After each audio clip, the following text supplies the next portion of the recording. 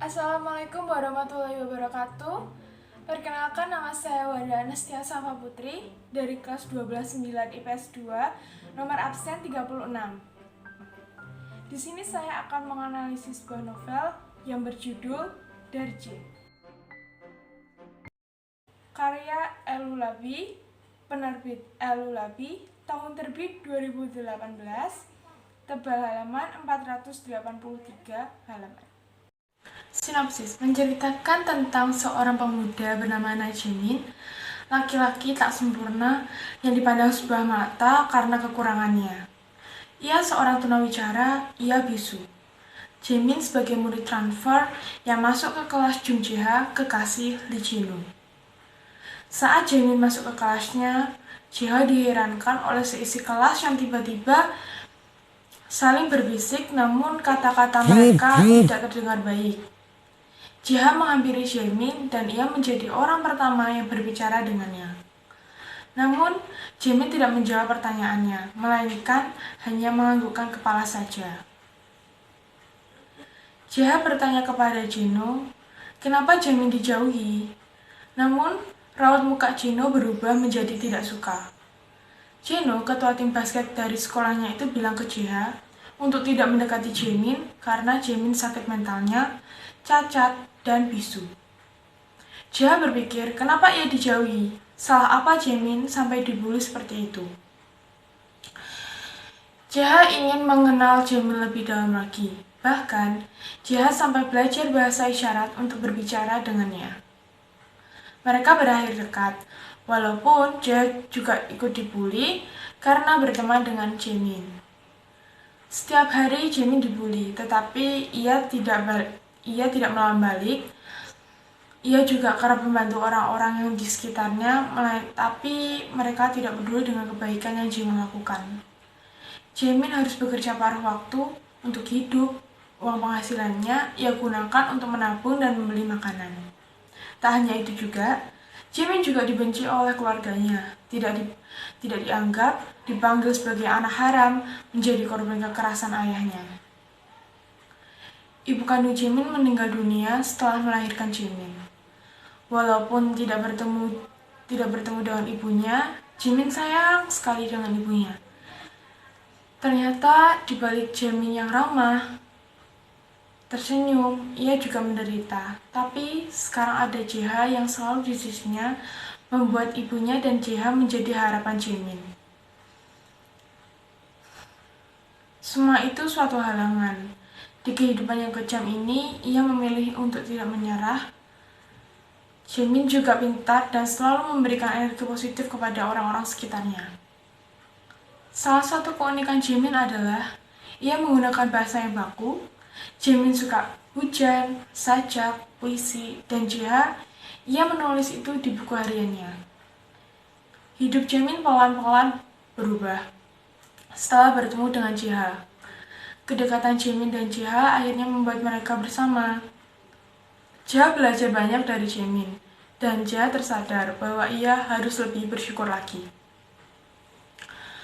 Namun perubahan sikap Jinwoo ke Jiha yang drastis setelah dekat dengan Jimin membuat hubungan mereka putus.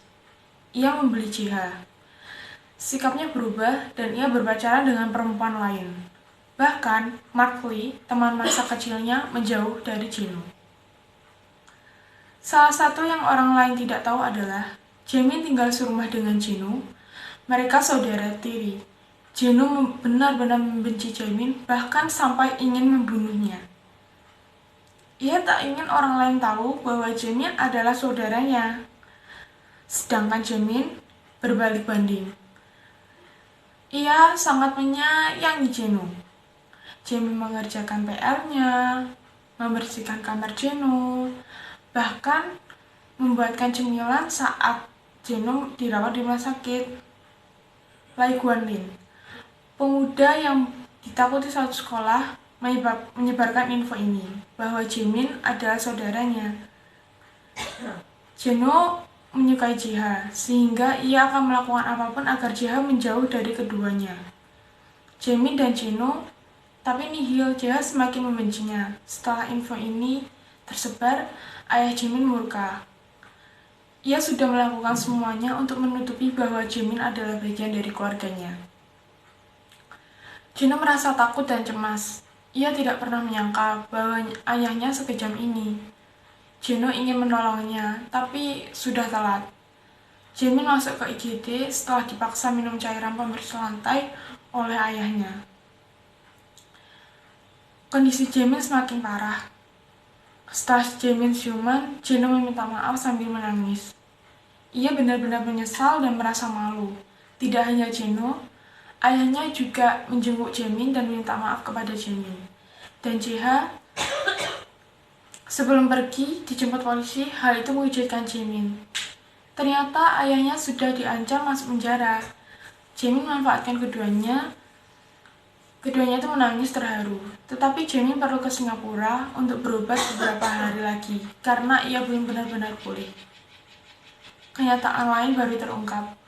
Selama ini, Jeno kira bekas jahitan di perutnya itu karena usus buntu. Ternyata, waktu Jeno kecil pernah sakit parah, dan Jaemin dipaksa untuk mendonorkan 1 ginjal dan setengah jantungnya di umur 13 tahun. Dan Jeno tidak pernah tahu sebagian tubuh Jaemin ada di dalam tubuhnya. Mendengar itu, Jaemin kaget. Ia pikir Jeno sudah tahu. Keadaan Jaemin sudah membaik, tetapi ia tetap harus ke Singapura. Jaemin menahan rasa nyerinya dan mengajak JH untuk jalan-jalan di luar. Walaupun pukul sudah 11 malam, JH mendorong kursi roda Jaemin dan berbincang-bincang kecil di taman. Tak lama kemudian, Jaemin menyandarkan kepalanya ke bahu JH. JH mengajak Jaemin untuk masuk ke dalam karena ia kira Jaemin sudah mengantuk. Tapi ternyata salah. Jaemin menggenggam tangan JH dan tiba-tiba terlepas, dan JH tidak kunjung mendapat jawaban, mulai panik. JH tidak percaya, ia menangis hebat. Jaemin sudah beristirahat dengan tenang. Rasa lelahnya, selamat tidur pelangiku, bisik JH. Pesan-pesan yang terkandung dalam novel ini adalah yang pertama, jangan memandang seseorang dari sebelah mata. Yang kedua, belum tentu orang yang memiliki kekurangan adalah orang yang paling buruk. Yang selanjutnya, sebuah kekerasan tidak perlu juga dibalas dengan kekerasan.